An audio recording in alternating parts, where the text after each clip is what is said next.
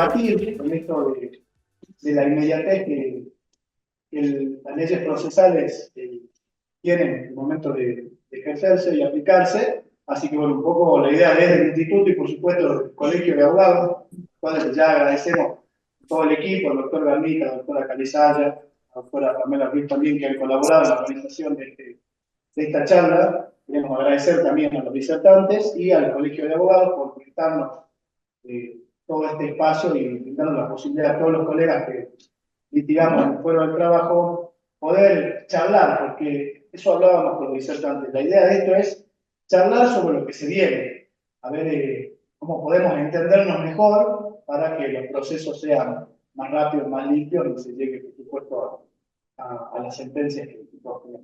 Así que, bueno, sin más, voy a darle paso a la doctora Pamela Ortiz, que va a leer el currículum de los disertantes y ya le damos paso.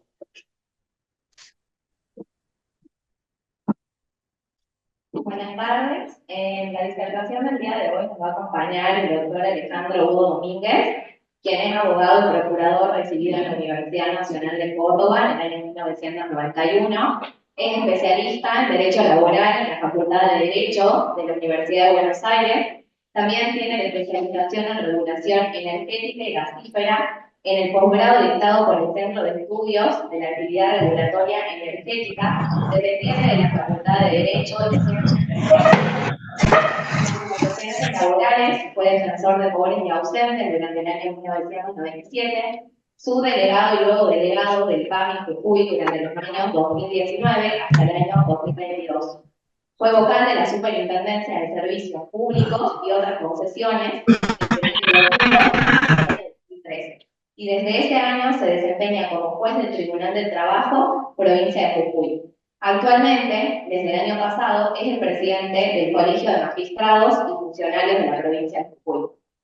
Por su parte, el doctor Santiago Tizón es abogado, el cual egresó en la Facultad de la Universidad Nacional de Córdoba, especialista en Derecho Procesal Civil, título extendido por la Universidad Nacional de Buenos Aires.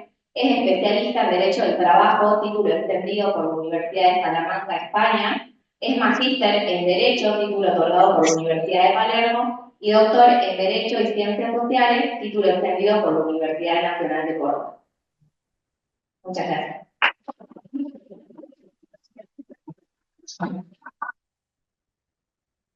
Bueno, a ver. Hola. Hola, hola, ¿se escucha? Bien, buenas tardes a todos, muchas gracias por venir. En primer lugar, un agradecimiento especial al Colegio de Abogados, a su comisión, a su presidente, también a la comisión, al departamento, al Instituto de Derecho del Trabajo del Colegio de Abogados por la invitación. La verdad que es un poco difícil hablar sobre algo que todavía no estamos aplicando y que todos estamos estudiando. Esta es la verdad, por lo menos. Excepto el doctor, que es uno de los autores, así que él la tiene más clara que yo, seguramente.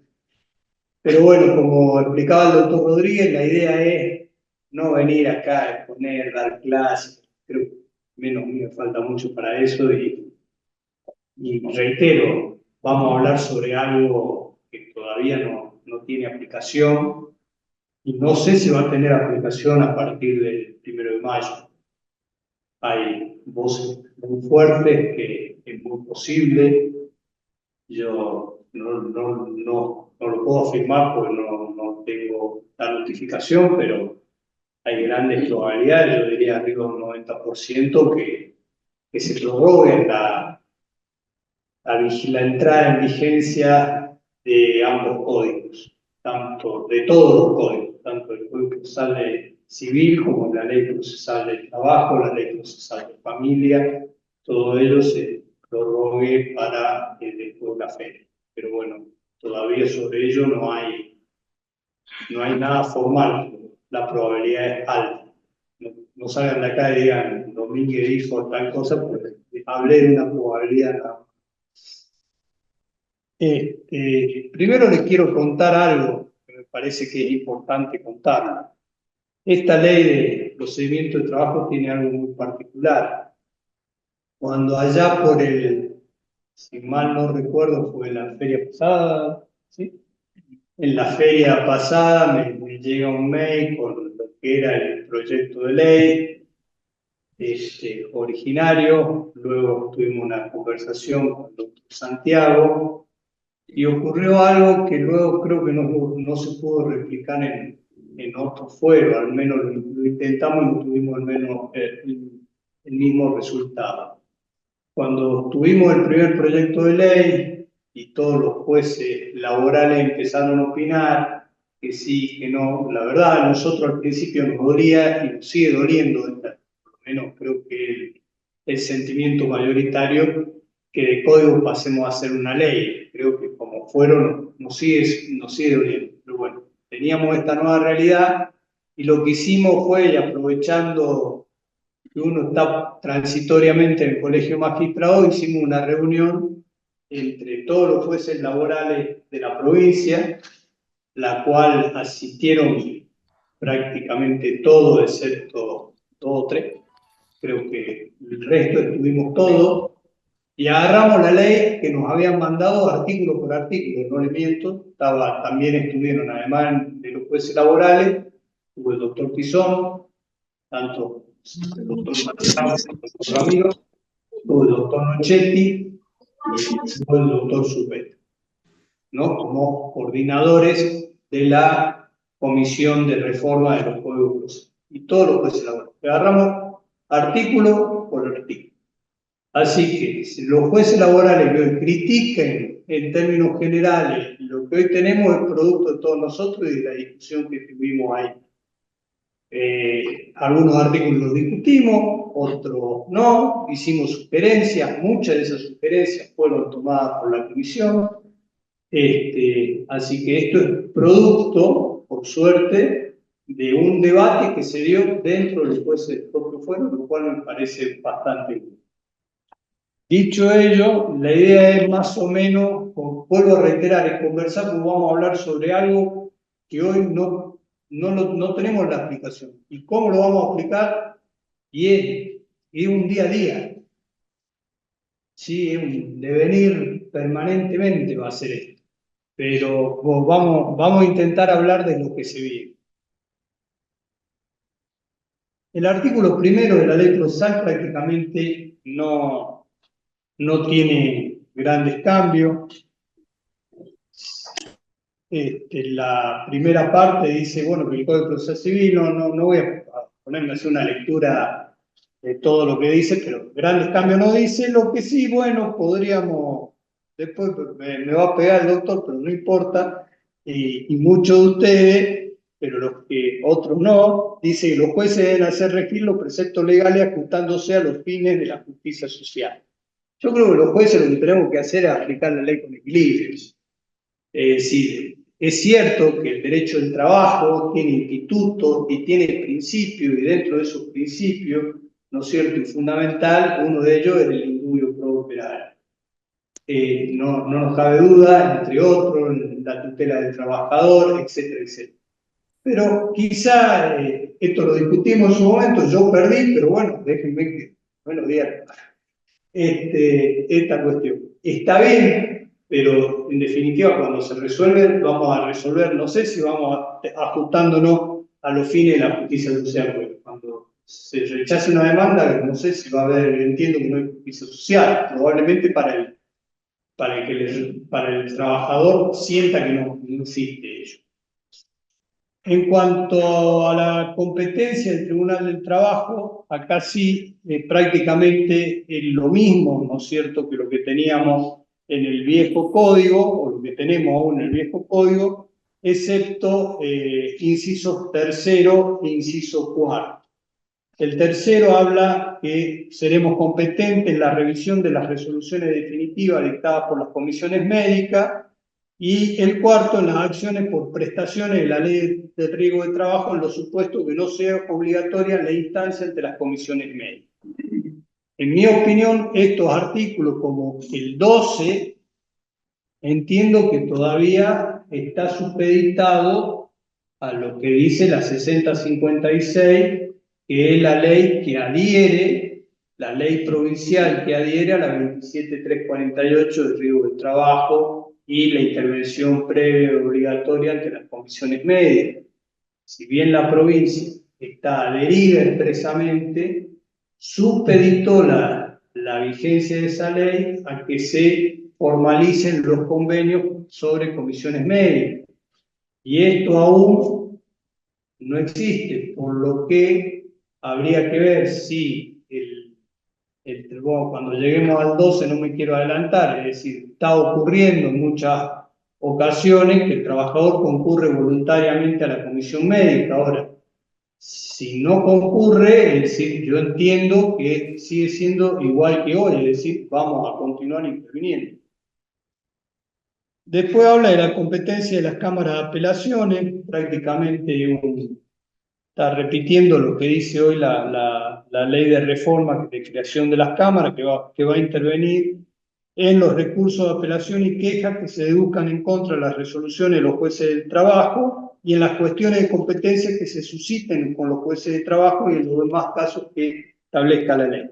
Quizá aquí habría sido bueno que en vez de decir resoluciones, que hubiésemos dicho sentencia definitiva, pero bueno, se entiende porque cuando uno va al Código Procesal Civil y ve el capítulo de los recursos y lo lee y lee detenidamente el capítulo del recurso de apelación, habla que va contra la sentencia definitiva y demás resoluciones interlocutorias que establezca la ley. Entonces, probablemente por ahí va a quedar más que claro, pero bueno, siempre hay quienes les gusta dilatar un poquito.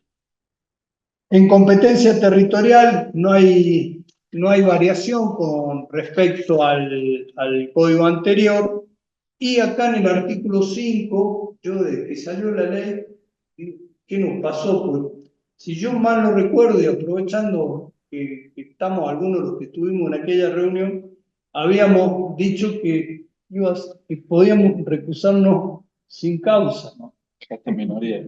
Es minoría ahí. Yo era la idea que Es una norma que no había generado problemas, claro, estaba sí, que siguiera. a la práctica que siguiera. Dice recusación sin causa y después digamos, el texto del artículo es al revés, dice que los magistrados del Tribunal del Trabajo únicamente y su secretario únicamente pueden ser recusados con causa. Es decir, no puede haber dentro del fuero la recusación sin causa. El 6, yendo al 6, es prácticamente una modificación del actual artículo 11 del Código Procesal del Trabajo. Dice que no está a cargo de los jueces el impulso procesal de oficio, aunque no medie requerimiento de parte, salvo que su avance estuviera supeditado exclusivo al impulso procesal de las partes. ¿Cuándo es esto? Y hay instancias procesales donde la cuestión queda en la instancia de ustedes. Lo que pasa es que hoy, con el nuevo instituto de la caducidad, todos lo de tener más claro, y probablemente aún estando en instancia de parte, vamos a tener que instarlo, ¿no es cierto?, a que manifiesten si no tienen interés en continuar el proceso bajo el apercibimiento de declarar la caducidad, han cumplido el plazo determinado en el CPC. ¿Por qué esto? Porque hoy no lo hacemos así. Sí. Por ejemplo, se libraron, por darle un ejemplo, son muy pocos los casos que está el impulso a cargo de ustedes, es decir, se libraron los oficios y están ahí los oficios, nunca se diligenciaron, nunca se hizo nada y ahí quedó pasando el tiempo el expediente, o cuando promueven demanda y no amplían la demanda y ahí quedó en el tiempo el expediente y pasó el año, ¿no es cierto? Nosotros eso no lo impulsamos de oficio. Y hoy, de acuerdo a esta norma, tampoco lo debiéramos impulsar de oficio porque no está a cargo nuestro el impulso procesal. Pero ahora bien, cuando vos vas y ves el Instituto de la Caducidad de Instancia, ya no es que opera como está operando hoy el pleno derecho, sino estoy hablando del instituto que viene, no del actual, ¿no? Cuando me refiero al CPC, en términos generales, me estoy refiriendo al CPC que viene. Si vemos cómo está hoy el instituto actualmente, requiere de un impulso procesal nuestro, al menos que estemos a que manifiesten si continúa el interés o no. Y después dice que el juez debe tratar que los actos procesales se remoren sin demora y adoptar la medida destinada a impedir la paralización del proceso. Son normas que ya estaban, que las tratamos de aplicar. A veces yo siempre digo, es decir, algunos de ustedes se enojan, a veces el retardo no es culpa nuestra, sino también hay distintas medidas que van solicitando ustedes con la idea de tratar de, en esta idea que se tiene, que bueno, cuanto más tiempo demore, hay mucho, digamos, no me mire raro, doctor, es decir, si va por la parte actora, quieren que la cosa salga rápido. Ahora, si va por la parte demandada, quieren que la cuestión demore, si puede demorar 10 años, mucho mejor. Y tratan de tomar medidas en este sentido. Después el 7 habla de las facultades que tienen los jueces. Esto es prácticamente una réplica de los artículos 12 y 14 del CPT actual, que tenemos en la dirección y contralor del trámite del proceso. Podemos disponer de oficio la diligencia que entendamos conveniente para establecer la verdad de los hechos cuestionados. Siempre dice que no implique suplir la negligencia de la parte o afectar la igualdad del derecho. Tampoco podemos mandar a producir una prueba que no fue ofrecida. Es decir, quizás podríamos ilustrarnos sobre una determinada prueba como medida para mejor proveer, pero ir más allá entendería en principio que no. Y después el mismo 7 habla que el juez deberá tomar las medidas tendientes a prevenir o sancionar cualquier acto contrario a la dignidad de la justicia, así como a la falta de la lealtad y probidad que impliquen obstaculizar o dilatar el trámite de juicio. El 14, si mal no recuerdo, dice prácticamente lo mismo actualmente, palabras más, palabras menos, prácticamente lo mismo. Y ahora, después dice que el trabajador o su derecho habiente gozarán del beneficio de justicia gratuita sin necesidad de ninguna declaración. Esto lo decía el viejo CPT. Y además, hoy, quien tiene el beneficio de justicia gratuita va en contra del criterio mío, claro. Bueno, voy a hacer caso a la ley. Tampoco cuando hay una medida cautelar que se requiere, más allá cumpliéndose los requisitos de similitud del derecho y el peligro de la demora, se podrán ordenar medidas de carácter preventivo, no ejecutorio. Pero esas medidas de carácter preventivo, el juez, aquellos que actúan con beneficio de justicia gratuita de acuerdo al nuevo CPC, que yo lo aprendí de ti el otro día, está claro, no puede exigirle fianza alguna, ni a la parte ni al letrado. Después lo discutiremos si quieren con ustedes y el doctor. Yo la verdad tengo mi reparo en la norma, pero ya estaba, o sea, se cruzaron. la norma dice y habrá que aplicarla, es decir. Después vamos a los procesos.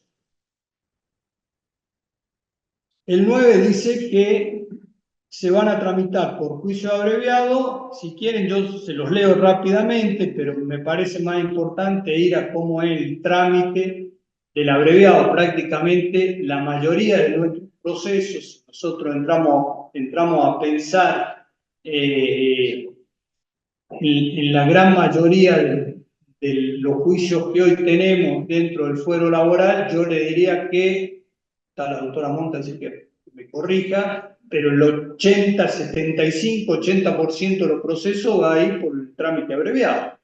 Nos va a quedar la demanda por despido y según qué despido, hace 20 minutos. ordinario. Es decir, el resto va todo a un proceso mucho más acotado, lo cual está bueno en la medida que los operadores, tanto de un lado como del otro, también agilicemos y también pongamos el tema a trabajar y a moverlo. Dentro del trámite abreviado está el cobro de diferencias salariales, el cobro de salario adeudado, incluyendo el sueldo anual complementario, vacaciones y cualquier otro rubro, entrega y certificación de servicios de remuneración. La verdad, esto me parece bárbaro.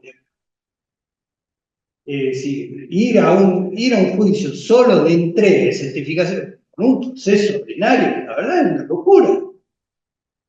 Es decir, le voy a contar una experiencia, no me pidan nombre, jamás lo daría, pero el otro día en un proceso que se entrega de certificación de servicios y remuneraciones, lo detecto, porque cuando uno lo detecta, ordené que se fuera por juicio sumarísimo, trabajaba, no se discutía años, quería que le entregaran el papelito con la certificación y el abogado del demandado interpuso recurso revocatorio con operación en subsidio en contra del decreto que ordenó, ¿no es cierto?, ir a un proceso sumarísimo.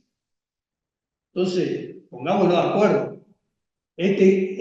Tanto el CPC como las leyes tienen una gran mirada desde el lado de ustedes.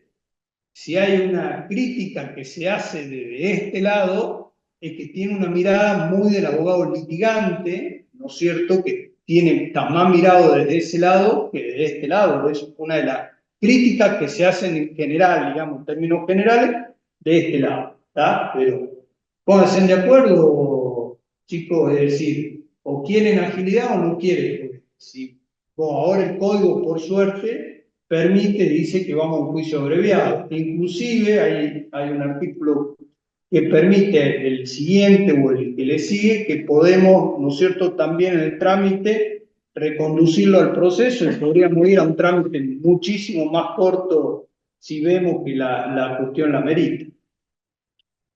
Cobro de multas previstas en el artículo 80, también es decir, trabajó, no discutimos nada, cumplió con el artículo 3º, era un trabajador registrado, es que le pagan 3 meses. Ya está, no hay mucho más para discutir. La única discusión que es cumplir o no cumplir, pero bueno. Así que todo esto, la verdad, está bueno. Cobro de seguro derivado de la relación del trabajo previsto en la ley de convenio colectivo, cobro de indemnizaciones, recargo o multas por despido directo sin causa, siempre que se encuentre debidamente acreditada la extinción de la relación de empleo. Está bien que así sea en la medida que el juicio solo discuta la indemnización por el periodo que está registrado.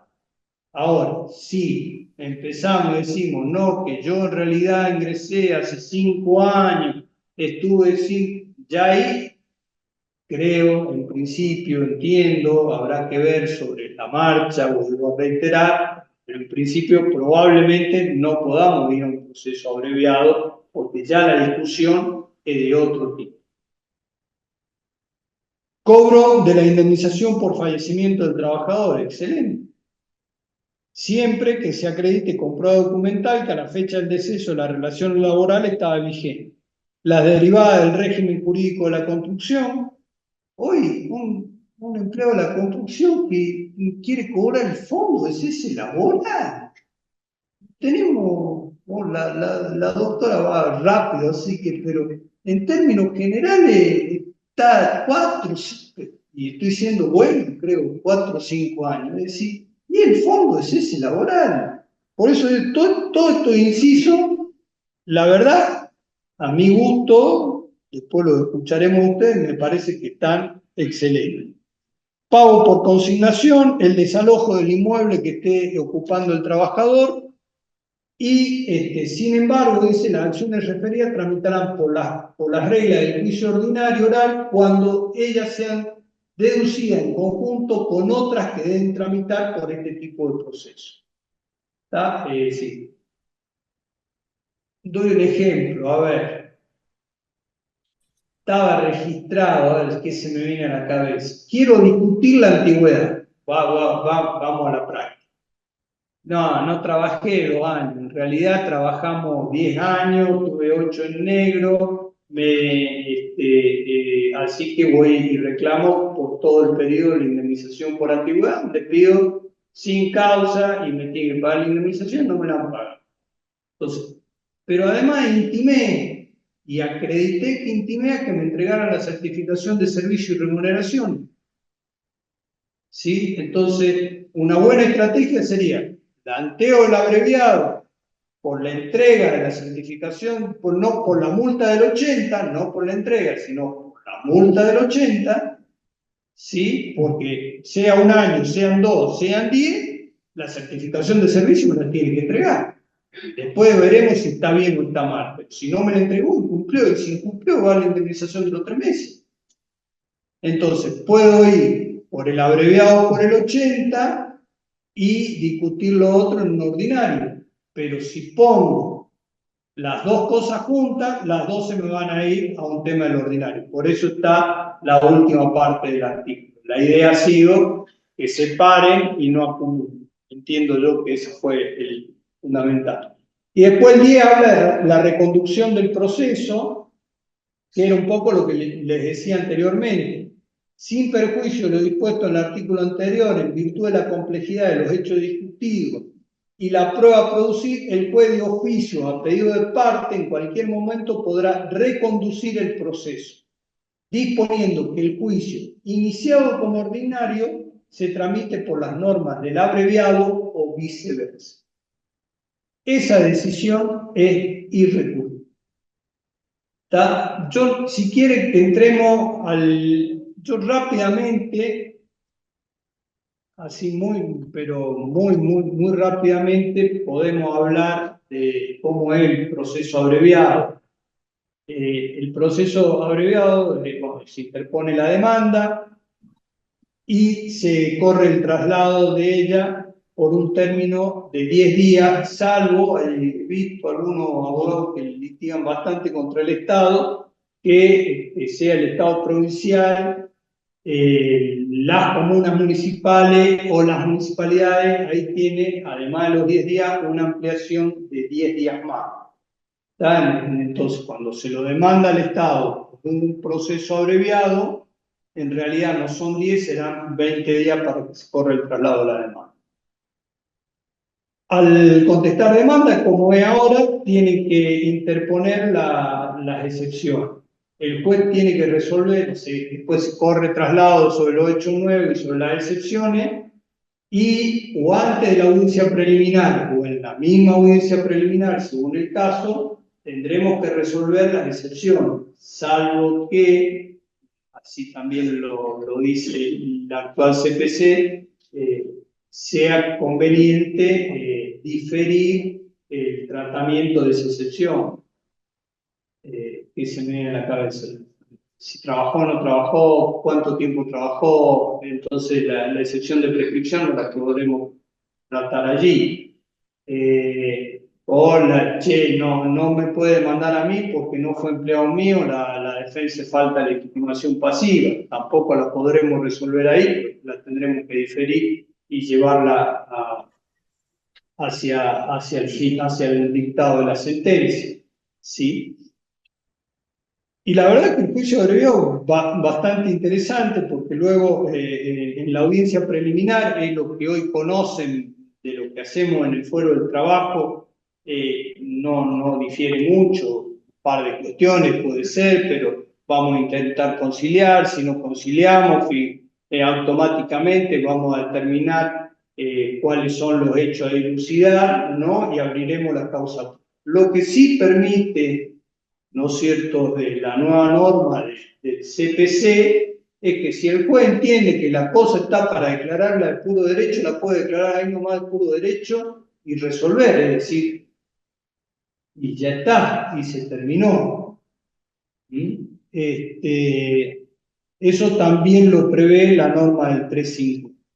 Si no tenemos, una vez que lo abrimos a prueba, por eso digo, son plazos, Dios quiera que el código funcione con los plazos que dice, vamos a tener una justicia súper veloz, y Dios quiera que se cumpla, pero la verdad, no quiero tirar mala onda, pero creo que en algunos casos no va a ser tan fácil cumplir con esto, tiempos procesales, porque dice, una vez celebrada la audiencia preliminar, abierto el proceso a prueba, en 30 días a más tardar tengo que fijar la audiencia de vista de causa. Está en la audiencia de vista de causa, inclusive puedo dictar una sentencia verbal, ¿sí? Una cuestión simple, podemos pasar un cuarto intermedio y en la misma audiencia podemos dictar la sentencia y los plazos para recurrir se empiezan a contar desde que la secretaria sube el video de esa audiencia con la decisión del juez. Y la secretaria tiene 5 días para subir ese video. También el juez puede, en la misma oportunidad, agregar un pequeño borrador, no borrador, un pequeño síntesis sobre los argumentos por los cuales aceptó o rechazó esa demanda. Y en contra, sí, de esa decisión, ¿no? Va el recurso de apelación, etc. Y sobre lo que a la audiencia preliminar están obligados a asistir, tienen que asistir con las partes. Si no asisten, se celebra lo mismo con las partes que asistan. Es decir, no cambia mucho con respecto a lo que es hoy en día prácticamente una audiencia preliminar. ¿Sí? Lo que se decida sobre materia de prueba en esa audiencia preliminar, si bien pueden recurrir, es decir, pero no es que me deniegan la prueba, me aceptan la prueba, una de las partes, bueno, me voy en apelación. No, hago reserva de irme en apelación y me iré en apelación al dictado de la sentencia definitiva. Antes no, en principio. Pues irán en queja y quizá la Cámara. Pero bueno. Y después vamos a los procesos especiales. Acá prácticamente están las acciones de la ley 23.551 de tutela sindical, ¿sí? Cuando están para el restablecimiento de las condiciones laborales en los términos del 66 y la impugnación de las sanciones disciplinarias. Y cualquier otra que determine una ley que se da a tramitar por un proceso sumarísimo. Sí, todas estas normas se van a tramitar por la acción de amparo. Y por último, que es la parte que a mí me toca, vuelvo a reiterar, creo que este artículo está muy sujeto al tema de lo que ocurra con los convenios entre provincia y para que se aplique el convenio que se tiene que realizar para que empiecen a operar las comisiones médicas en la provincia de Jujuy, está muy sujeto a la 6056, pero dice que se van a tramitar por el juicio abreviado, salvo que se encuentre controvertido el hecho generador, la relación causal o que, según la complejidad del caso, a criterio del juez sea conveniente que se tramite por regla del juicio ordinario oral, la resolución que se dicte será irrecurrible.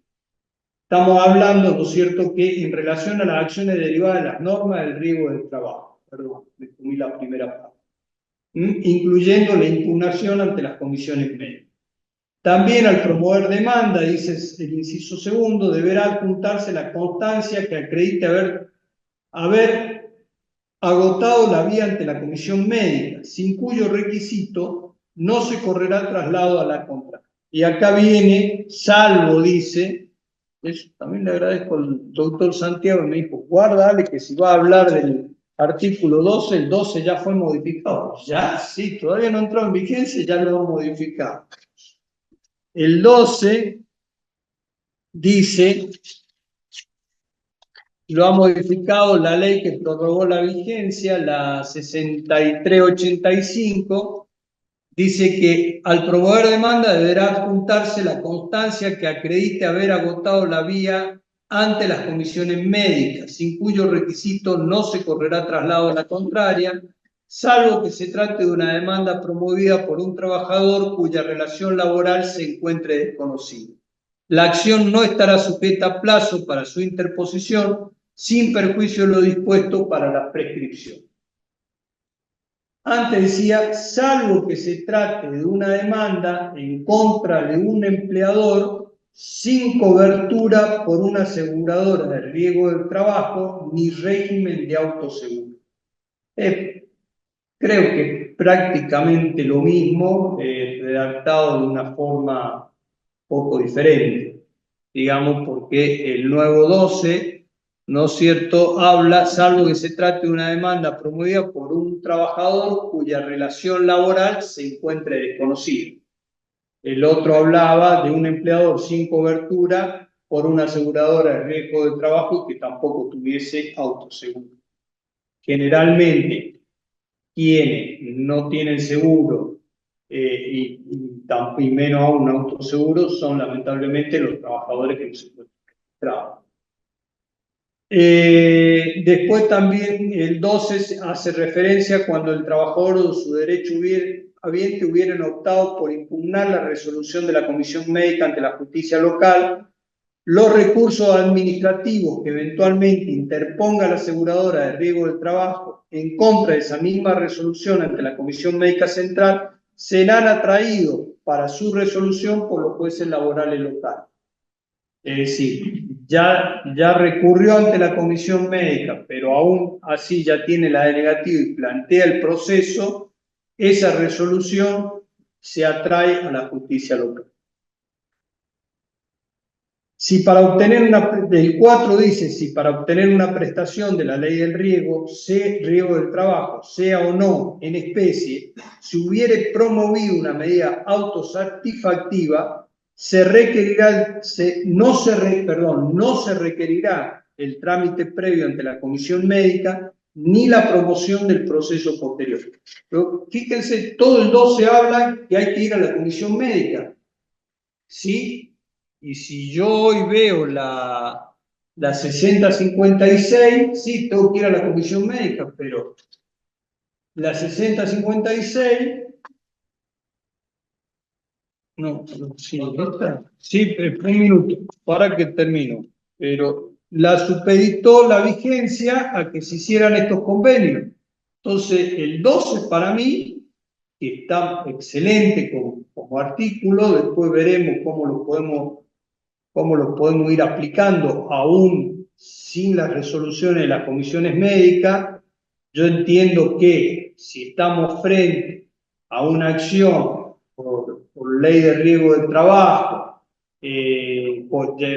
vamos por la más fácil, por un accidente de trabajo que está reconocido por la RT, que la RT al momento de promover demanda no desconoce el siniestro, y yo creo que ahí podemos echar mano a lo que dice el 10 y ese proceso que en principio se podría estar tramitando por un proceso ordinario, reconducirlo a un proceso abreviado, por ejemplo. Doctor, Sí.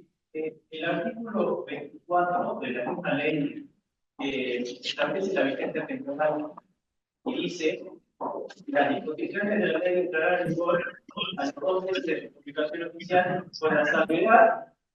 Ahí está, bien. Gracias, Doc.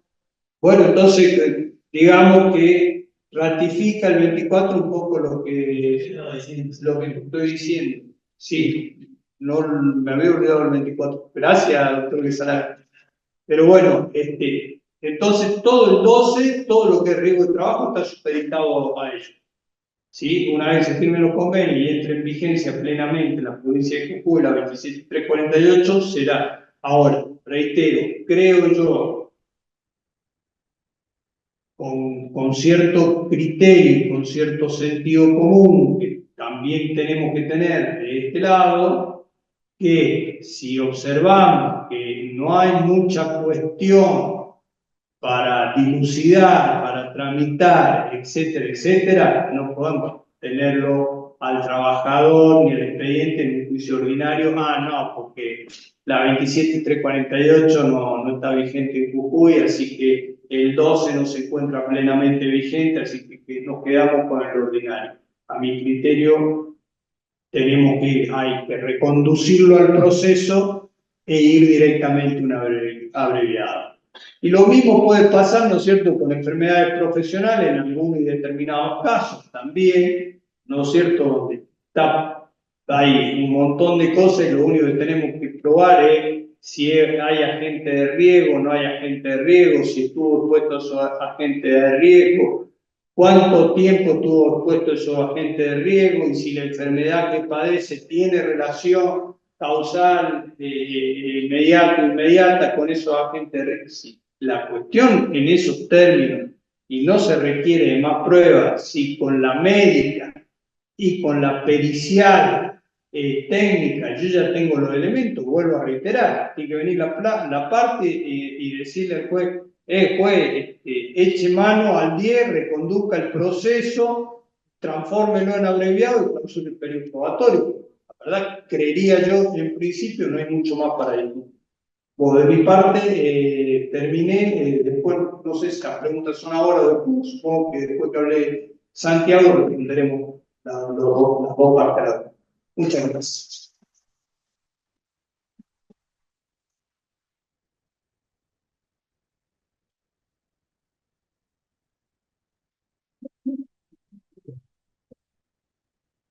Me parece, cuando venía el doctor Santiago Tizón, abrimos preguntas tanto de manera presencial como que están también en el Zoom. Vamos a ubicar el micrófono así para que levante la mano en la virtual y podamos asistir a la pregunta de los hermanos. Bueno, ¿qué tal? Yo, en primer lugar, agradecer al Colegio de Abogados, al Consejo Directivo, particularmente también al Instituto de Derecho del Trabajo, en cabeza del doctor Pablo Rodríguez y todo el equipo de colegas que lo acompañan.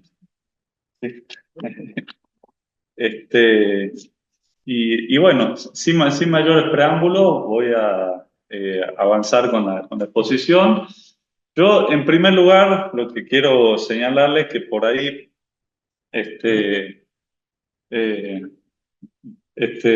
señalarles por qué estamos ante una ley procesal del trabajo y no un código procesal del trabajo.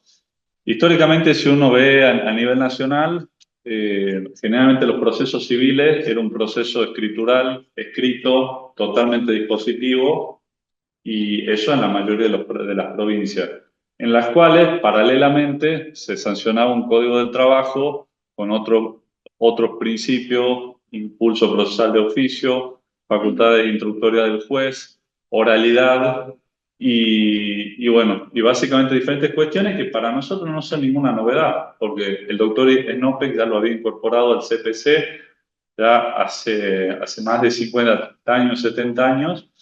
Y miren, si yo les comento, por ejemplo, en la provincia de Córdoba, cuando les contamos que hace 70 años el proceso civil ya tiene oralidad, ya tiene toda una serie de institutos que recién lo están incorporando, abren los ojos así grandes, no lo pueden creer. Y en ese sentido, si nosotros analizamos el Código Procesal del Trabajo vigente y vamos viendo en sus diferentes normas, hay muchísimos artículos que son una copia literal del CPC. Si vemos los principios que están en el CPC y el Código Procesal del Trabajo, son los mismos. Es más, el Código Procesal del Trabajo es más incompleto porque en el CPC está mucho más robusta la parte del principio. Si vemos después algunas normas, por ejemplo, referente a recusaciones, cómo se recusa, uno dice, bueno, ¿qué sentido tiene hacer algo distinto? Si avanzamos más y vamos así analizando materia, yo qué sé, de recursos, etcétera, etcétera, vemos y bueno, ¿qué analizamos? Que de alguna manera era darle más seguridad jurídica al abogado. La mayoría de quienes ejercemos la profesión aquí en Jujuy somos generalistas, hacemos juicio laboral, uno civil, familia, de todo un poco. Y se imaginan si en cada fuero hubieran hecho un código donde la regla de la apelación es distinta, se interpone aquí, allá, etcétera. La verdad hubiera sido mucho más complejo. Si cada instituto tenía sus particularidades, yo creo que para el colega se hubiese realmente hecho más dificultoso. El segundo motivo es que al tener pocos artículos se marca mucho más la relevancia y la importancia que tienen esas normas para el fuero especial, en este caso el fuero del trabajo.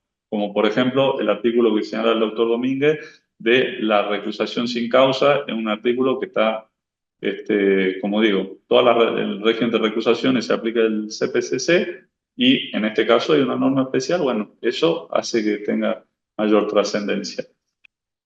Después, bueno, ya en lo que son las modificaciones particulares, ustedes lo que pueden ver, un capítulo que se ha eliminado directamente, es todo lo relativo al Ministerio Público.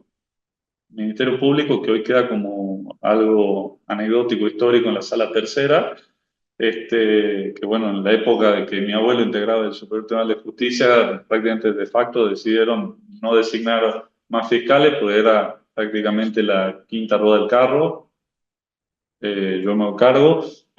Para mí, la verdad, no tiene ningún sentido práctico que haya un fiscal, más gasto, más erogaciones y más lentitud en el trámite procesal. Yo creo que si realmente hay algún tipo de partida presupuestaria, sería más interesante crear más juzgados y no crear más fiscales del trabajo, porque me parece que no ha funcionado. Y bueno, esta es otra de las modificaciones importantes. Si ustedes ven en el artículo de recusación sin causa, dice que es inadmisible contra los jueces de los tribunales del trabajo y la Cámara de Apelación. No dice nada de los jueces de la Suprema Corte, justamente porque entendemos que es procedente ante todos ellos, porque bueno, no se da la especialidad que tiene en el fuero del trabajo. Después, pasando así, rapidito, una sola cosa me gustaría por ir complementar de lo que señaló el doctor Domínguez con respecto a este artículo del 12 de las normas relativas a la ley de riesgo del trabajo. Y bueno, el inciso 2, ese que como bien señaló el doctor, fue modificado antes de entrar en vigencia ya. La norma original que decía básicamente que aquellos empleadores que no tengan una RT contratada ni autoseguro, bueno, sus trabajadores iban a estar exentos de este régimen. Era un poco la teoría de los actos propios, ¿no? ¿Por qué un empleador que no cumplió con la ley de riesgo, no se aseguró, después se va a amparar frente al trabajador y decirle, no, vos tenés que agotar la vía previa para venir? Esa era más o menos la idea que teníamos. ¿Ustedes se imaginan cuál es el mayor empleador sin RT en la provincia? El Estado. Bueno, así que ameritó eso, hacerle una reforma antes de que entre en vigencia.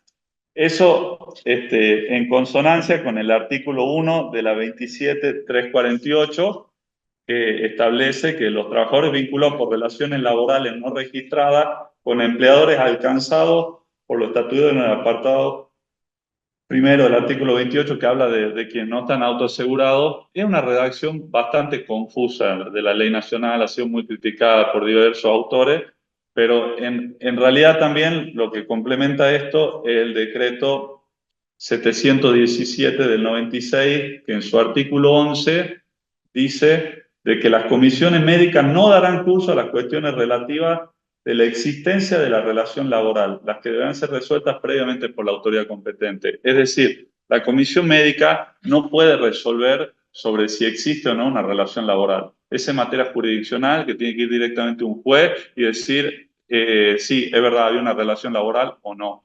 Por eso, cuando hay trabajo en negro, dicho en forma criolla, siempre es optativa la vía de la comisión médica. Estamos hablando de algo que, insisto, todavía no está vigente por falta de la publicación de los convenios, como dijo el doctor Domínguez.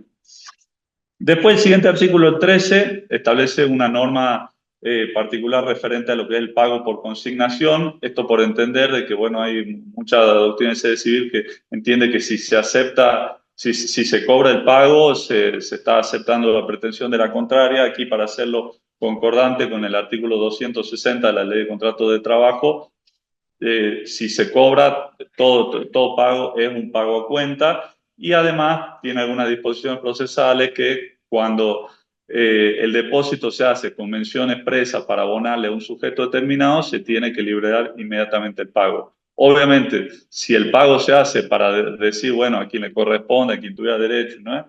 Y bueno, tendrá que esperar a que tramite, a que el juez dicte sentencia y demás cuestiones. El último párrafo señala que las costas no serán impuestas al demandado como regla, salvo tal cuestión. Ustedes recuerden que el pago por consignación es uno de los pocos procesos en donde el demandado es el trabajador, el empleador es el actor.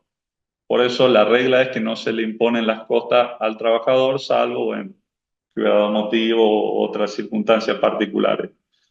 También hay una norma específica con respecto a los desalojos. Obviamente, desalojo cuando el trabajador ocupa un inmueble como en ocasión, como accesorio o con motivo de un contrato de trabajo.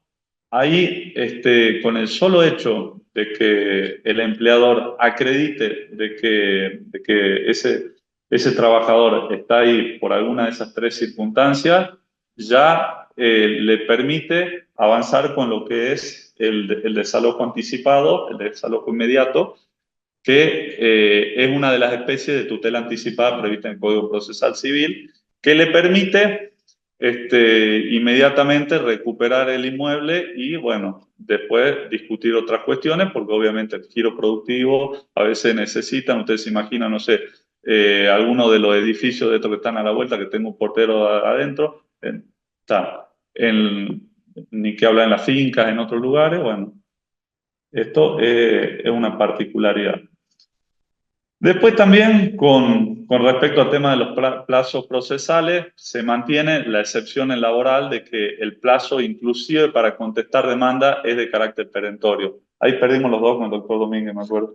Ahí los dos queríamos otra cosa, pero bueno, quedó se mantiene la regla del Código Procesal del Trabajo vigente, que el plazo inclusive para contestar demanda es perentorio. Ustedes recuerdan que en el Código Procesal Civil el plazo para contestar demanda requiere el acuse de negligencia de la contraria, si no, se puede seguir y contestarlo en cualquier plazo a la demanda.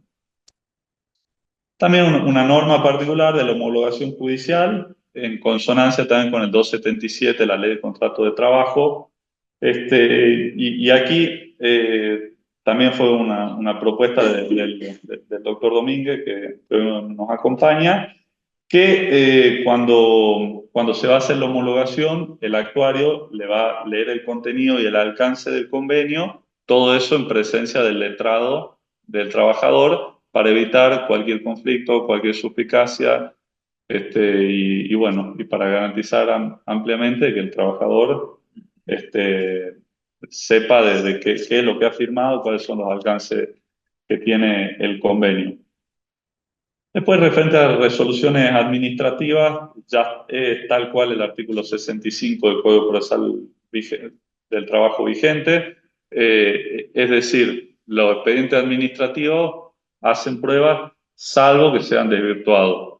No son documentos públicos, no es un acta notarial. Pueden ser desvirtuados por simple prueba en contrario.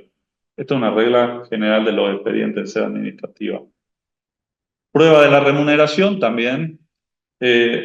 Antes de eso, a mí me parece que es interesante el artículo 359 del Código Procesal Civil y Comercial, que es en materia de pruebas.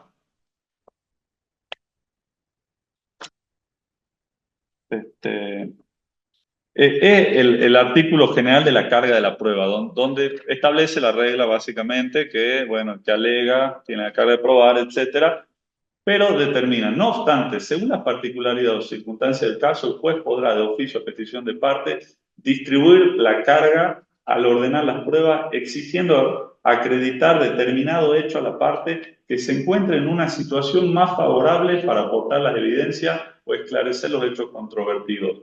La resolución respectiva deberá ser expresa y la parte a quien se le imponga la carga le otorgará el plazo suficiente para ofrecer la prueba y producirla. Esto, si bien el Código Procesal Civil es totalmente aplicable al fuero laboral, me parece un principio muy importante. Esto, como señaló en su momento el doctor Nochetti, es necesario que el juez le imponga expresamente esa carga de exhibir tal documentación, de presentar, y bueno. Pero la ley procesal tiene algunas normas propias que conjugan con esta disposición.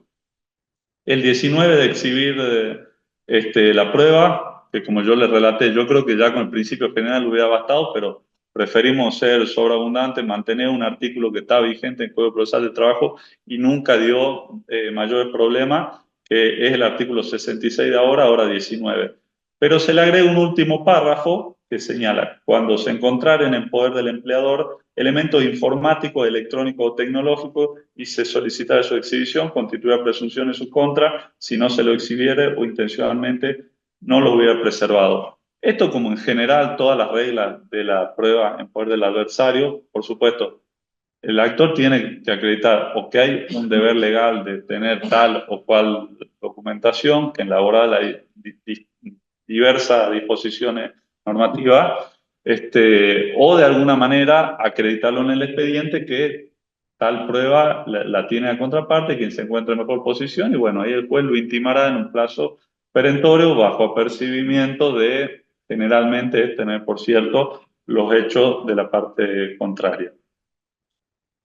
Otra norma particular, ustedes recuerdan que, bueno, la doctora Caballero había señalado en el Código Procesal Civil y Comercial, se prevé expresamente lo que es el perito de parte. Cada parte puede designar un perito de una especialidad determinada que va a estar al lado del perito oficial, haciendo observaciones, propuestas, cuestiones, etc. ¿Cómo? Ah, también perdió, dice el doctor.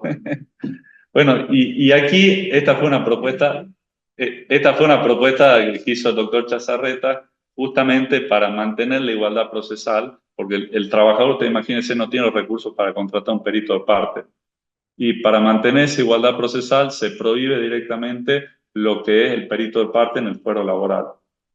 En el caso que existiera alguna discordancia con el perito oficial, bueno, se podrá remitir al Departamento Médico del Poder Judicial, a otra entidad, ya verá, pero en alguna circunstancia de que ambas partes tengan la misma posibilidad de controlar dicha prueba. Y bueno, también se establece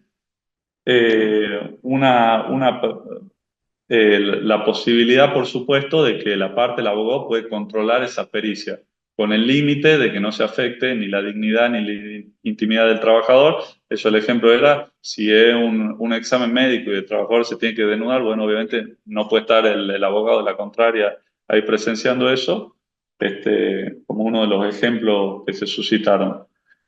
También, para garantizar lo que es la gratuidad, generalmente se le impone afrontar los gastos, los adelantos de la pericia al empleador. Y acá la norma expresamente impone esa obligación bajo apercibimiento que el juez mande a embargar cuentas bancarias del empleador para abonar esos gastos de pericia.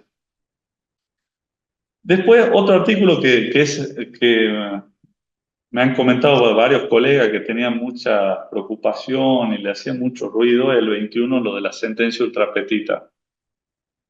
En realidad, la verdad, yo no sé por qué, digamos, le genera tanto ruido, tantas cuestiones, porque la sentencia ultrapetita está en el Código Procesal de Trabajo vigente, en el artículo 94. Es una norma que está desde NOPEC. Es más, sentencia ultrapetita en sede laboral en prácticamente todos los ordenamientos hay. La Ley Nacional de Procedimiento del Trabajo, Córdoba, Santa Fe, Entre Ríos, prácticamente en todos los lugares donde vivimos está la posibilidad del juez que dicte una sentencia ultrapetita. Lo que sí se modificó, yo creo que se la redactó, se clarificaron los límites que tiene el juez al dictar esa sentencia. Yo les quiero leer el artículo hoy vigente del Código Procesal del Trabajo, dice en 94. Monto de la condena. Para fijar el monto de la condena, el tribunal debe prescindir de lo reclamado por las partes, ajustándose a las disposiciones legales vigentes. Si uno lo lee, digamos, medio literalmente, podría entender, bueno, el juez puede pedir todo, puede incluir hasta cuestiones que no fueron ofrecidas por las partes en la traba de la lite, etc. Lo que obviamente vulneraría el debido proceso, el derecho de defensa del juicio. La redacción que se sancionó es: la sentencia puede otorgar más de lo solicitado por la parte dentro de los conceptos y categorías introducidas en la demanda o reconvención. La diferencia entre la sentencia ultrapetita y la sentencia extrapetita es que la sentencia ultrapetita se refiere exclusivamente a temas numéricos, tema de cuantificación. Es decir, la parte es quien tiene que introducir las categorías, los rubros que está solicitando al presentar la demanda. Pero, y posteriormente puede suceder que la parte presentó una planilla y termina siendo incluso por más. ¿Esto por qué? Porque en laboral todos sabemos que son disposiciones de orden público, está la renunciabilidad, generalmente toda la escala salarial y demás cuestiones se encuentran homologadas, publicadas, etcétera, y es por ello que el juez la debe aplicar, inclusive que sea más de lo que había pedido la parte.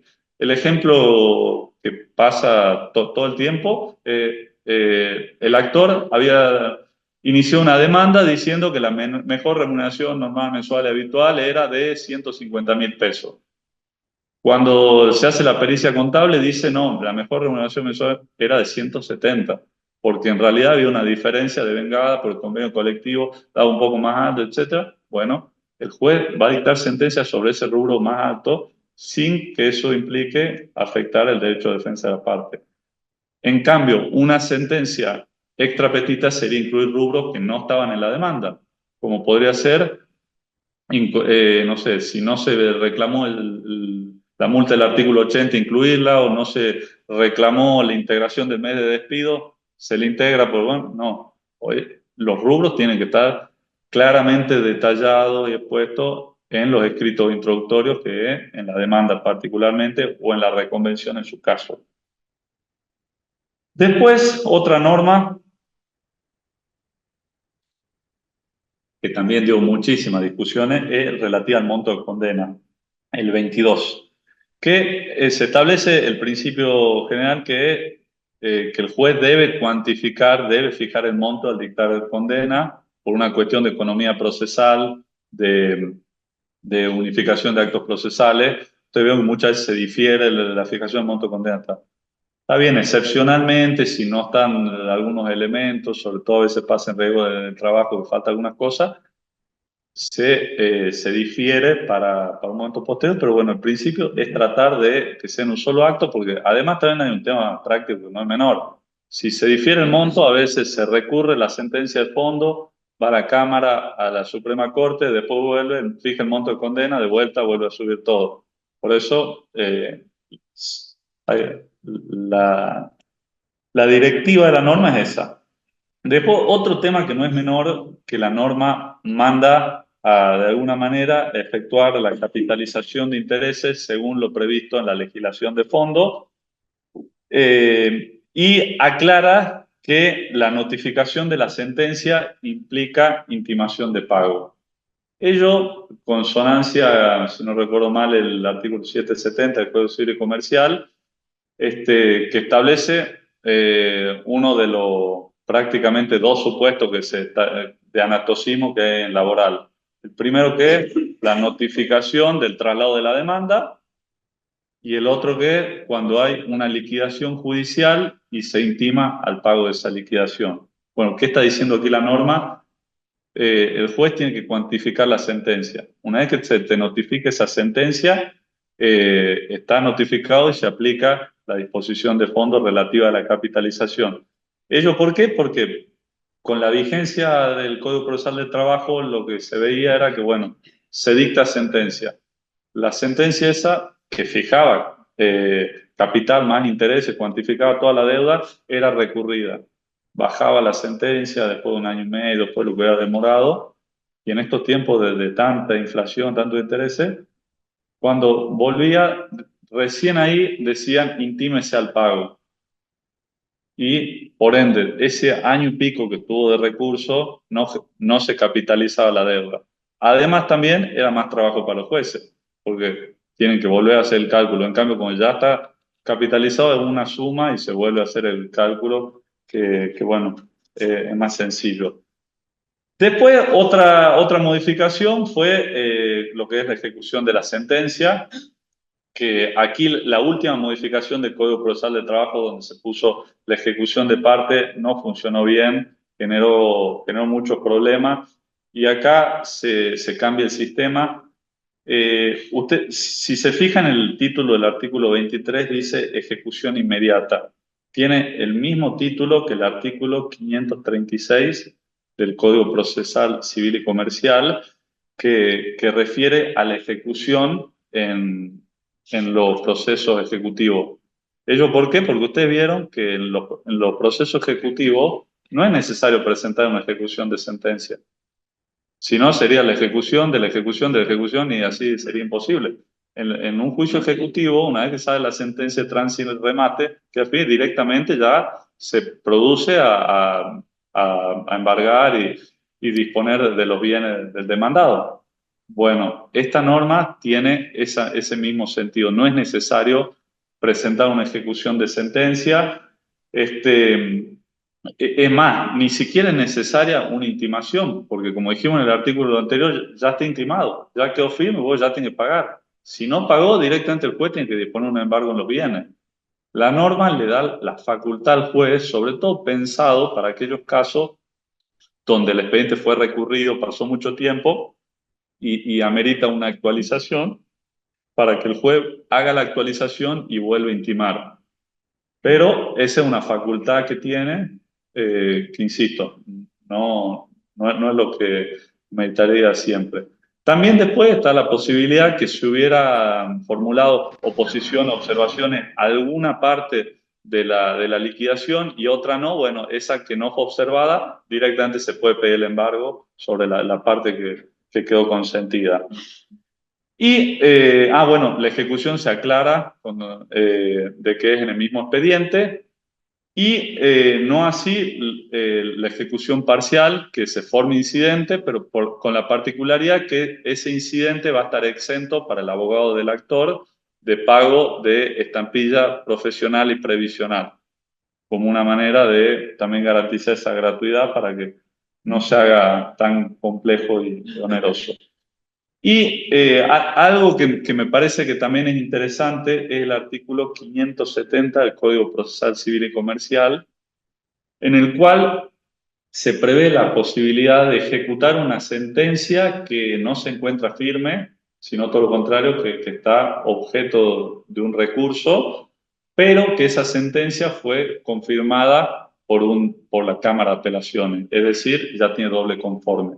Si hay una sentencia que tiene doble conforme, la parte puede presentarse, ahí sí tiene que dar una fianza. Yo interpreto que justamente el artículo 570 es una excepción al artículo general de la exención de la fianza, porque de hecho, si ustedes ven el último párrafo, exceptúa al Estado provincial, los municipios, etcétera, que por el régimen general ya estaba exceptuado, ¿me entiendes? Si no fuera así, no lo hubiéramos incluido en ese último párrafo. Y además, la verdad, va a ser muy difícil que alguien le haga lugar sin una fianza. Ahora bien, en ese caso, por supuesto, el abogado lo tiene pensado 2 veces. Yo no sé si como abogado presto la fianza en una sentencia que no está firme. Pero bueno, el trabajador puede ser que puede tener bienes, puede tener un pariente, puede tener, estamos seguros, sí. Vamos, para mí sería algo positivo que se pueda avanzar de esta manera.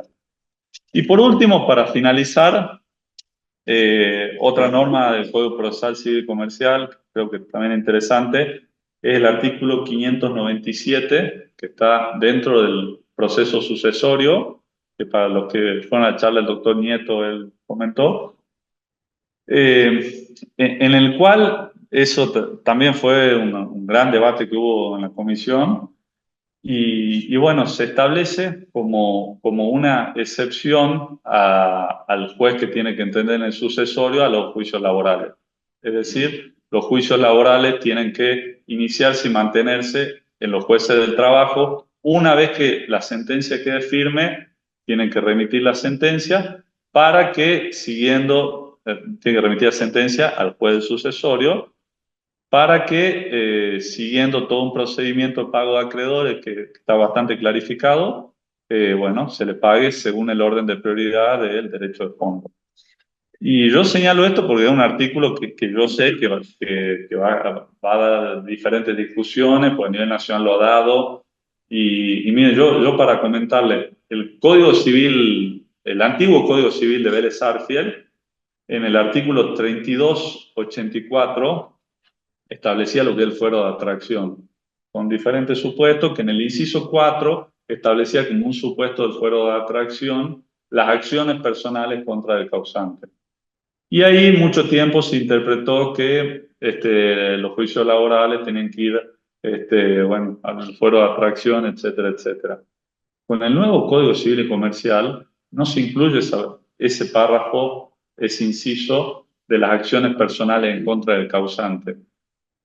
Y eso la verdad que ha generado, y uno puede ver la doctrina a nivel nacional, es muy, muy discordante. Si uno agarra las doctrinas de lo que son de familia, sucesiones, te hablan de fuero de atracciones, palabras santas, el orden público, no se puede, es fundamental, y hacen una interpretación casi, bueno, como continua, como si estaría vigente la nueva norma, y dicen, no, hay que interpretar, por más que no dice, se interpreta que igual debe decir, y en cambio, si uno ve la normativa, perdón, la doctrina procesal, y otros dicen, incluso hay muchos que sostienen que el fuero de atracción quedó hasta derogado en el nuevo código, pero no dice nada.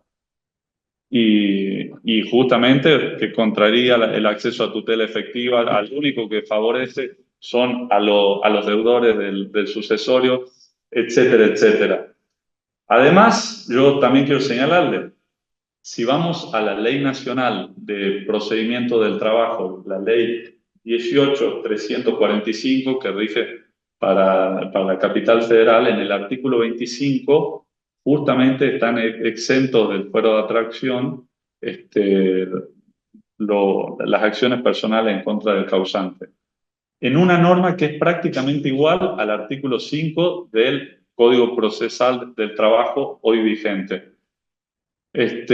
Insisto, esta norma en materia de los sucesorios no contraviene ninguna disposición de fondo. Yo creo que es un tema de materia local de competencia y organización de los tribunales, y además que me parece que es muy saludable porque verdaderamente quien juez de primera instancia vaya a resolver temas laborales que tienen toda su complejidad, todos sus principios, bueno, es algo de que compila con la especialidad y diferentes criterios.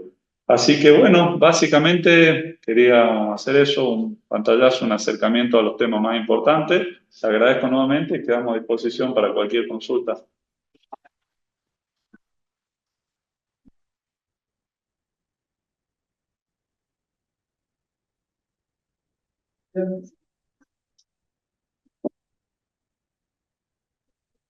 Si tienen conocimiento de que en la brevedad, un lapso de tiempo corto, habría posibilidad de que se firmen los convenios del artículo 2 de la ley provincial, ¿o no?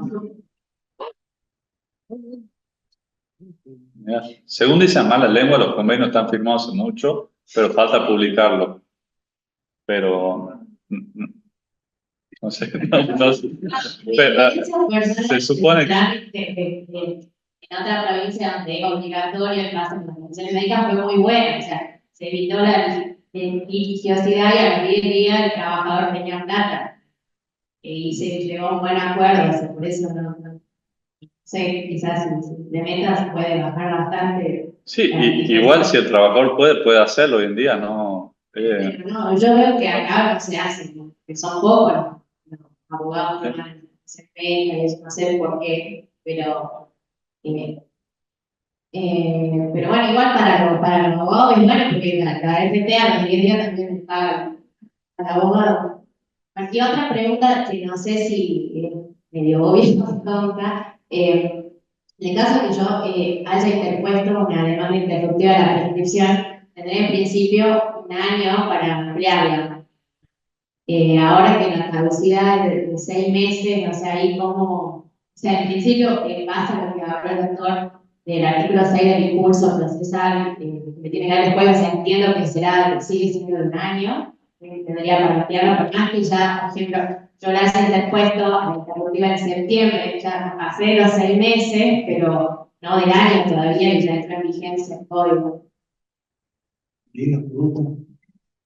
A ver, estoy tratando de pensarlo. ahora fueron las cuestiones como empezó en vigencia el nuevo Código Civil con esa información. Y si yo me voy por esas pautas, si yo me voy por esas pautas, yo te diría que en ese caso específico de una demanda que fue promovida con la prioridad a la entrada en vigencia del nuevo CPC, el plazo de caducidad debiera ser aquel del CPC viejo y no del CPC nuevo. Pero es una opinión así muy rápidamente. Es decir, a ver, te doy, y además, y aún en el supuesto, y aún lo que sí operaría es que vamos a suponer que el criterio mío sería el correcto, vamos a suponer, pero tampoco operaría ahí la caducidad de pleno derecho del viejo CPC, sino que yo, aún esperándote un año, debiera instarte a que vos, ¿no es cierto?, manifiestes tu interés o no bajo apercibimiento de. Así que inclusive ahí sí se te aplicaría la nueva disposición. Lo veo ahí, estoy haciendo un rápido, ¿no? Después no me digan, digo J cosa y escribir. Vaya otra vez. Por las dudas hay una discusión rápida. Pero no, creo que, no sé, está la doctora Montes también me puede ayudar, pero creería que sería la más lógica es que el plazo de caducidad se rija con el viejo código. Sí, perdón, y también te agrego una cosita en estos temas difíciles. Ahí en la norma transitoria, el último, uno de los párrafos, dice que en esos supuestos, hablando del periodo transitorio, se deberá estar siempre la interpretación más favorable para la subsistencia del acto procesal, de y una serie de cosas.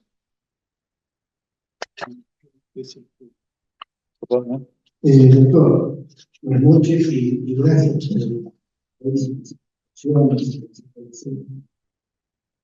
Mi inquietud pasan por tres puntos que están vinculados a normas que tienen el Código Procesal Civil.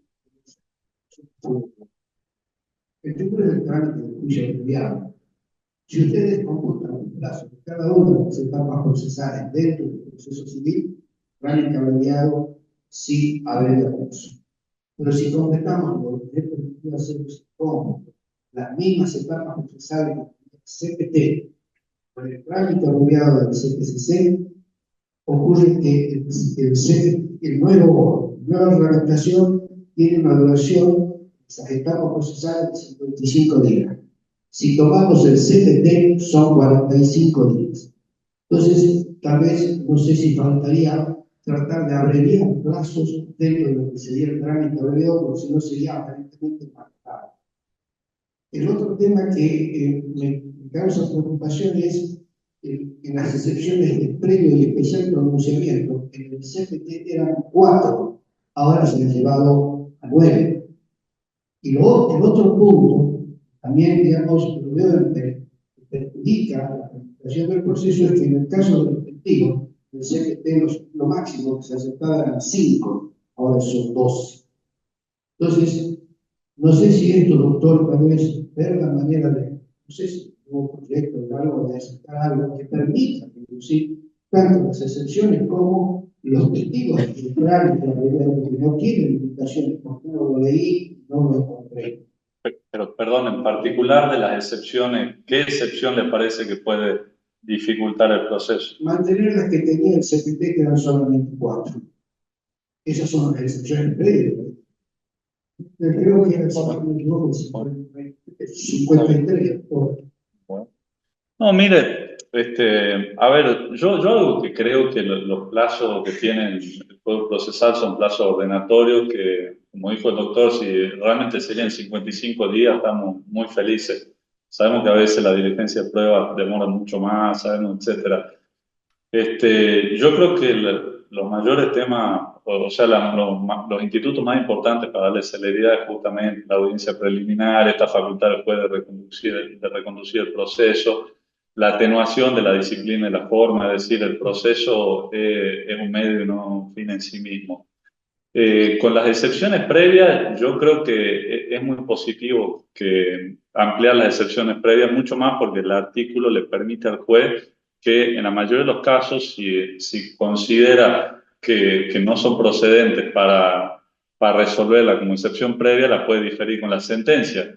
Pero en cambio, en otro supuesto, puede resolverla de manera previa. El caso, la prescripción. Pero comento, la primera audiencia de vista de causa que me tocó ir cuando era un poco más joven que ahora, me acuerdo que me manda un expediente que era así gigante, esto, aquello, muchísimos años de trámite, y yo voy a la audiencia y me dice el juez antes de entrar, disculpe doctor, ¿quiere ir a la audiencia? Claro, no, sí, todo eso está.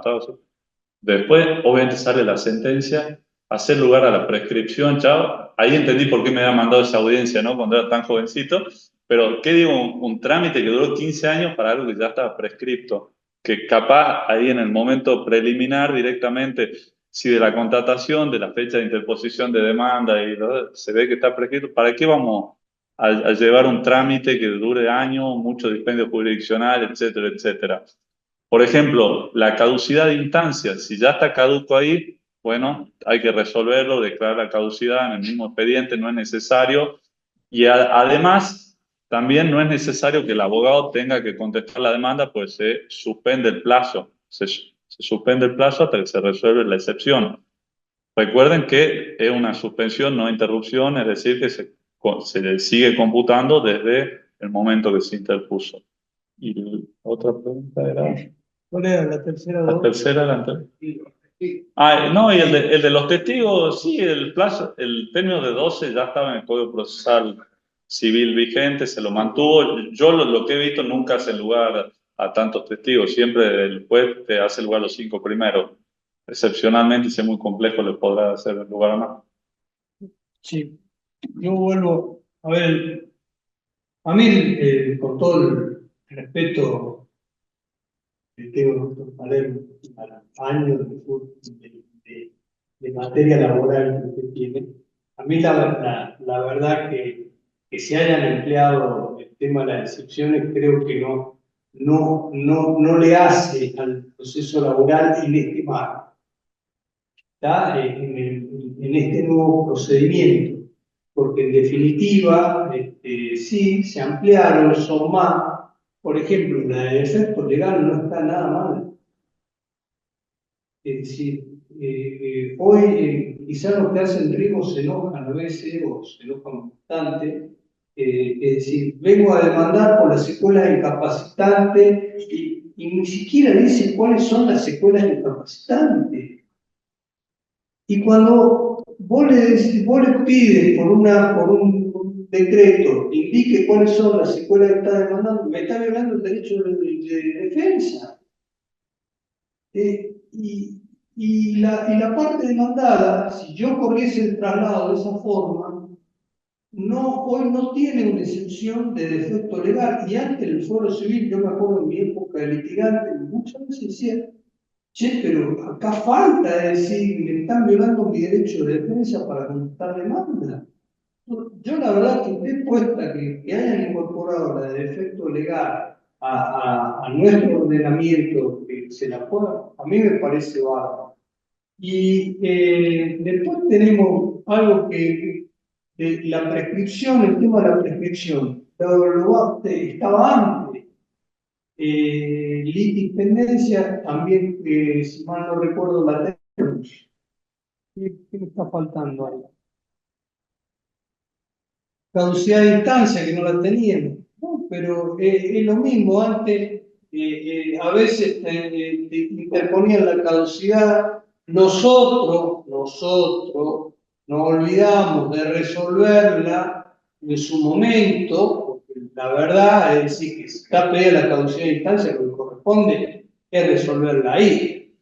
¿Está? Y en el criterio actual, que la caducidad opera pleno derecho y advertir que ha caducado y declarar caduco el expediente, pero no esperar que pasen, como dice el doctor, 5, 6, 7 años y llegamos al final, no, acá nos dimos cuenta que estamos, no, no solamente un desgaste, porque me parece que falta de respeto al trabajador, a todo, falta, no sé, horrible.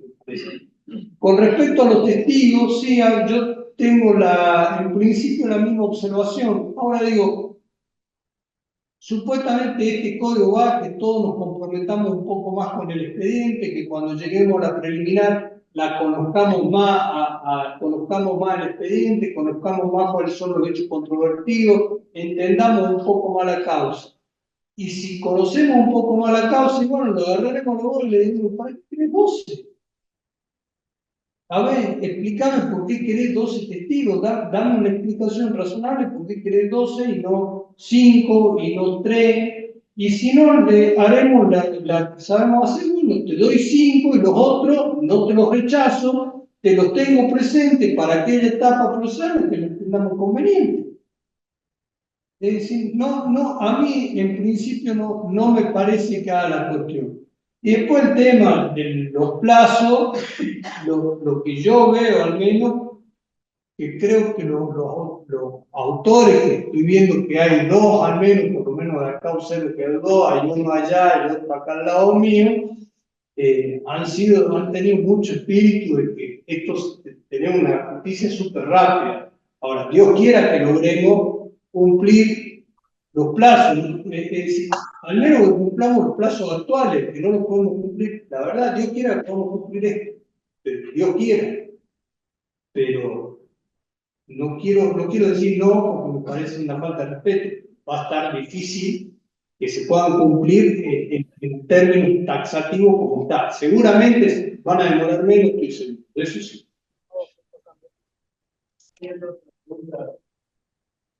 Buenas noches. Buenas noches, doctores. Muchas gracias por la explicación muy positiva a dos. Me queda a mí una consulta respecto al proceso laboral que fue traído por la atracción. En este momento se estarían sustanciando razón de que las nuevas disposiciones, nuevo código procesal, indicarían que por razón de la materia de esta sentencia laboral es evidente. Ahora, lo que están durante sustanciación cerca del estado de la sentencia, a pedido de parte hay que requerirle a la juez de primera instancia que limita a qué juez laboral o directamente el juez de primera instancia que emite la causa por juez laboral o lo dicta el mismo juez de primera instancia a la sentencia en el estado de la caso Sí, sí, se entiende, sí. Sí, a ver, yo, como dije, en primer lugar, estoy en contra de esa interpretación. Es más, para mí, yo creo que era aplicable el artículo 5 del Código Procesal del Trabajo, que dice inmutabilidad. En caso de muerte, incapacidad, quiebra o concurso del demandado, las acciones que sean de competencia de los jueces del trabajo se iniciarán o continuarán en esa jurisdicción, a cuyo efecto se deberá notificarse a los respectivos representantes legales, decía los herederos. Para mí, en esos casos, correspondía la integración de la liti con los herederos y seguir en el fuero de trabajo. Yo sé que hay algo que está discutido, hay diferentes criterios en el foro. Para mí, tiene que empezar y terminar en el fuero de trabajo. Una vez que tiene sentencia, ir al sucesorio. Pero por eso los que ya estaban, por eso los que ya estaban, para mí no deberían haber ido nunca ahí. Esa es mi postura. Y lo podrías pedir. Sí, lo podrías pedir.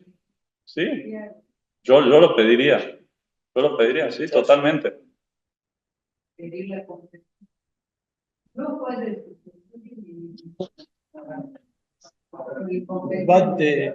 Porque creo mucho en la efectividad. Está bien, pero volvemos un poco a la discusión que planteaba ya la doctora.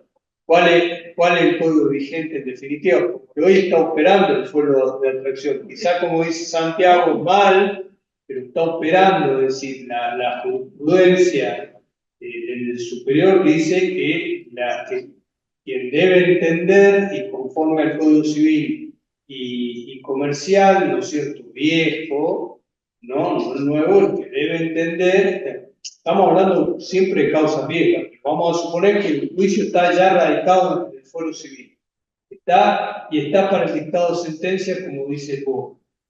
Yo, la verdad, me parece que, está bien, la autora dice, yo me niego, y si fuera jueza, ella dice, si yo fuera la jueza de primera instancia, me niego. ¿Cómo integrar cuando aún tienen competencia y todos los cargos necesarios por el 22 actual, etc., yo poder, cuidado del punto que hay competencia en razón de la materia, que eso vendría a ser. Bueno, pero lo estamos planteando entonces que el nuevo CPC tendría vigencia hacia atrás. Es decir, si ya hay un juez que está en... Y sí, porque es decir, ya lo atrajo el proceso.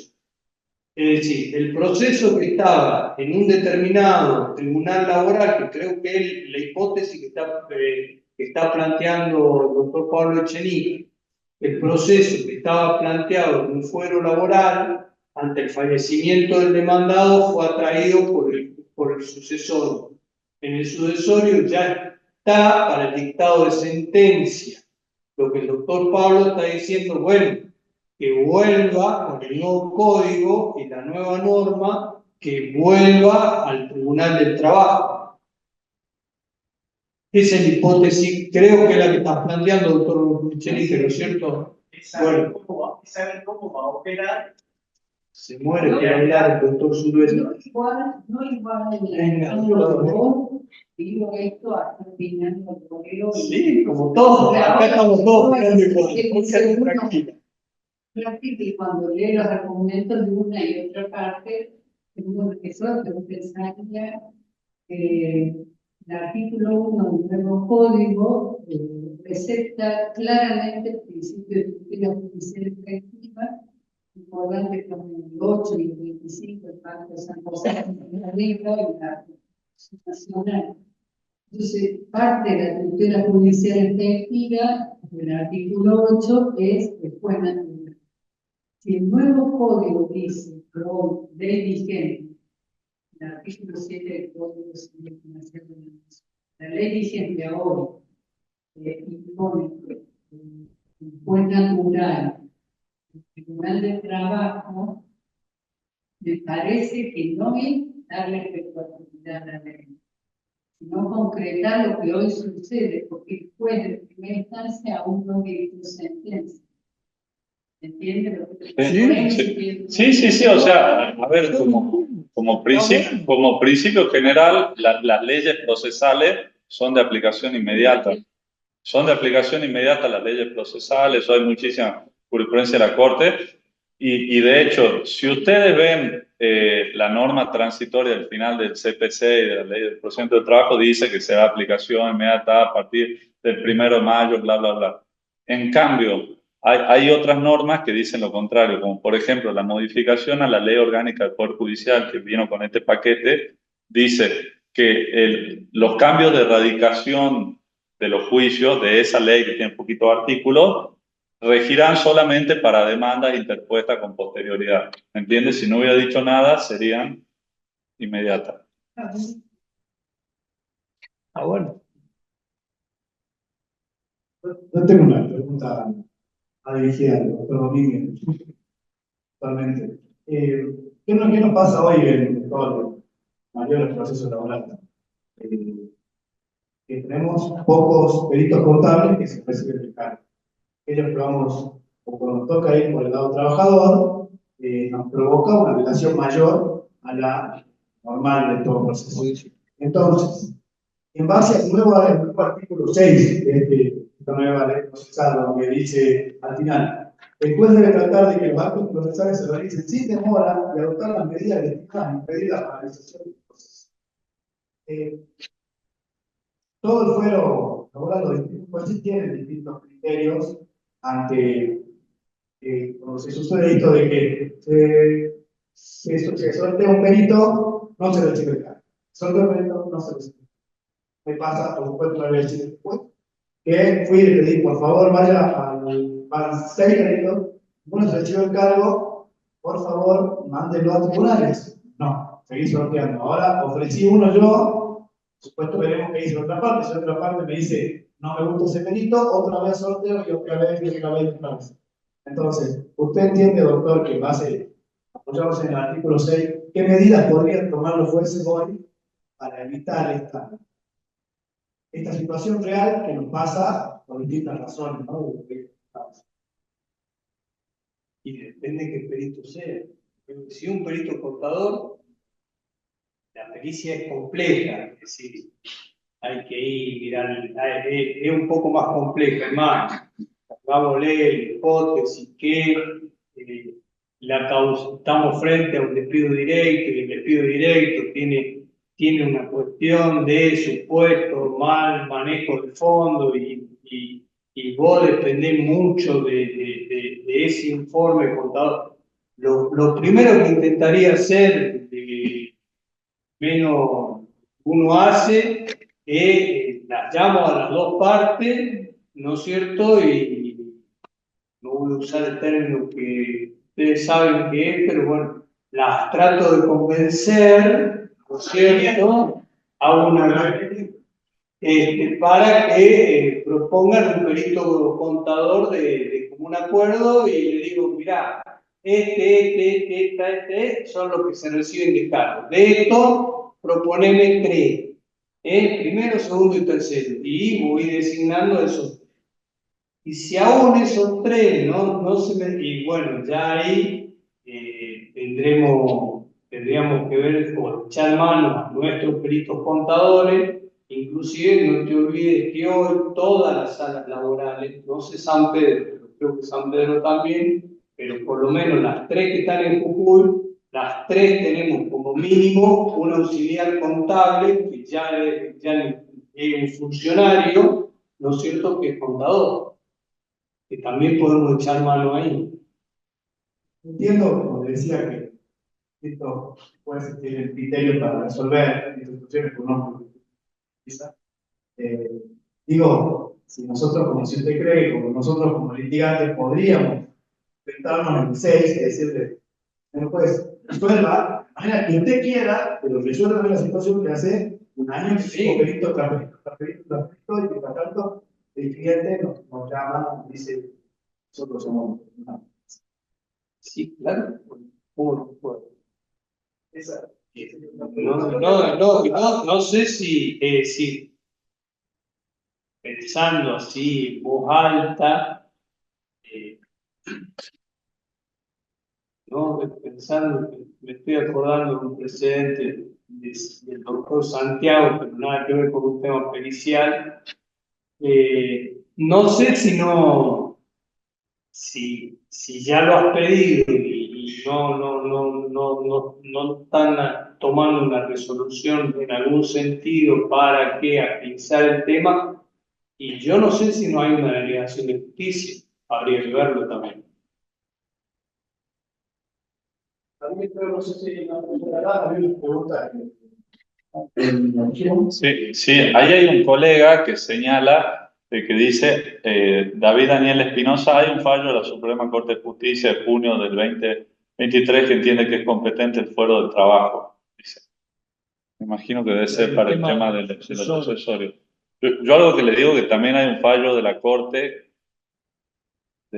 bueno, que sí lo vimos, lo tuvimos presente, pero que dice al contrario, como que, bueno, el artículo del Código Civil viejo, el 3284, que establecía las acciones personales, bueno, si bien fue derogado, pero eso no importa, se debe interpretar más o menos igual. Es un poco dogmático, en realidad la Corte se apoya del dictamen y como que medio no dice nada. Además, hay una particularidad, yo les reitero, recuerden que en Capital Federal las acciones van al fuero laboral y la Corte está fallando para el interior. ¿Y qué vamos a sostener? Que en Capital Federal es un criterio y el resto del país es otro. También un poquito el principio de igualdad. También no puede el Congreso decir hay fuero de atracción para uno, pero para Capital Federal no. Había, doctor, la pregunta, una colega ahí que estaba más arriba, respecto de los juicios abreviados, si llevaban el proceso sumario o sumarísimo. Más arriba de esa figura, si tenían normas propias, no sé. No tiene sus normas propias, se derogan sumario y sumarísimo. Bueno.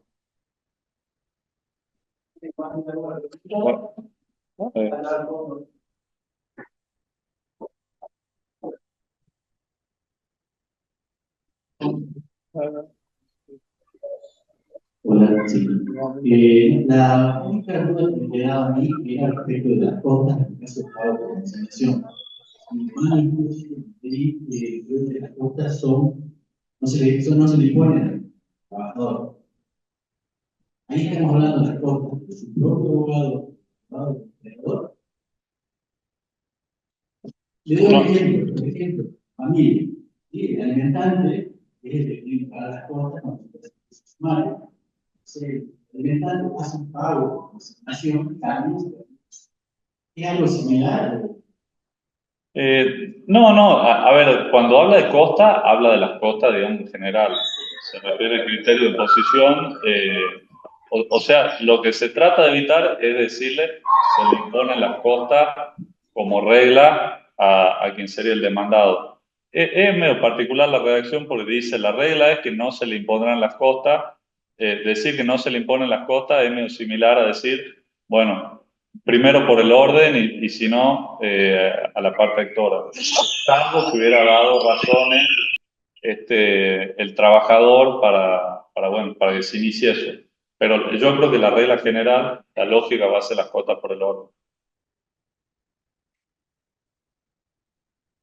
No lo dice claro. Por eso dice no se le impondrán, pues, bueno, fueron muchas discusiones. No, pues fueron muchas discusiones. Claro, totalmente, porque lo que dice no se le impondrán, si no recuerdo mal, las cotas al demandado. No se le impondrán, son dos alternativas. O cotas por el orden o imponerle las cotas al actor. ¿Entiendes? Son esas las dos alternativas, pero igual es una regla, ¿no? Recuerde que el párrafo siguiente está la excepción, según el caso, el juez puede tomar otra resolución. Como es también en materia de costa, a ver, en materia de costa el juez tiene muchísima amplitud para resolver, lo único que hace la norma es darle una directiva simplemente.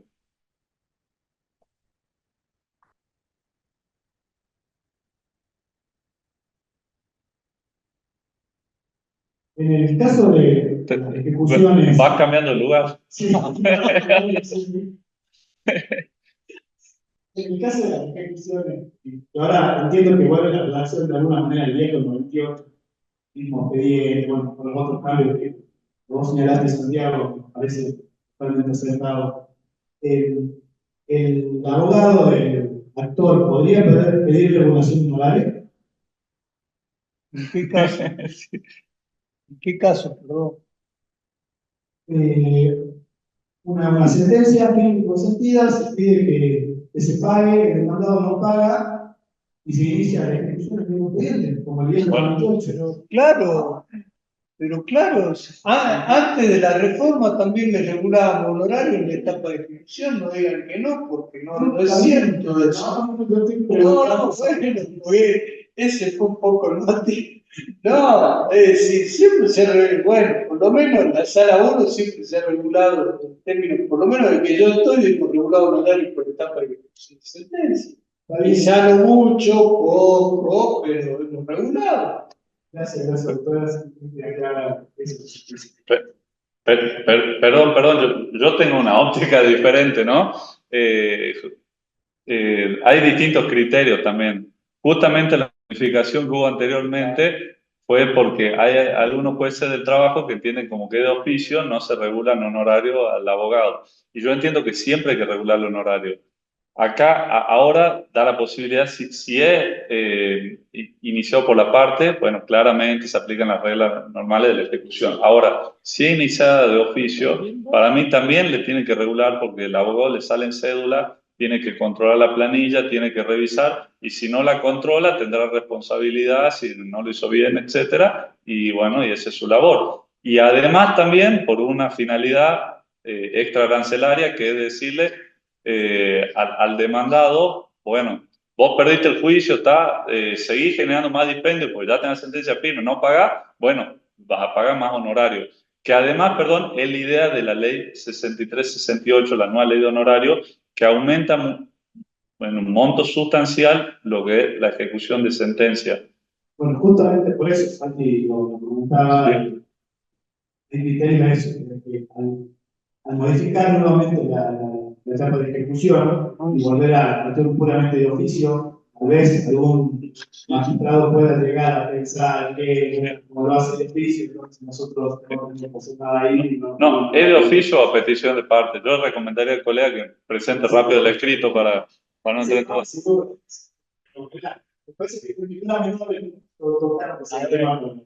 Ese fue, lo estamos viendo y se ríe allá el doctor Zulueta porque llegó una buena discusión si tenía que ser de oficio o de petición de parte. Es decir, el tema es que con la cuestión que ahora es solo a petición de parte, los peritos médicos, los peritos que se hacen cargo, los contadores, todos, si no ponen un abogado, ¿no es cierto? En principio, salvo que tengamos un criterio un poco más amplio, quedan afuera en el pago de su honorario. Entonces, el hecho que vos puedas ejecutar la sentencia de oficio te permite intimar por esa parte, digamos. ¿Tá? Y reitero, a mi criterio, sea de parte, sea de oficio, hay, como acaba de decir el doctor Santiago, hay actividad profesional, la actividad profesional se presume onerosa y en consecuencia corresponde a regular honorario, por más que no hagan nada, controlate la cédula, controlate la planilla, es decir, no es que no hiciste nada, has hecho, entonces quizás no te regulen mucho, te tendrán que regular algo. ¿Alguna otra pregunta más? Pido, bueno, muchas gracias nuevamente.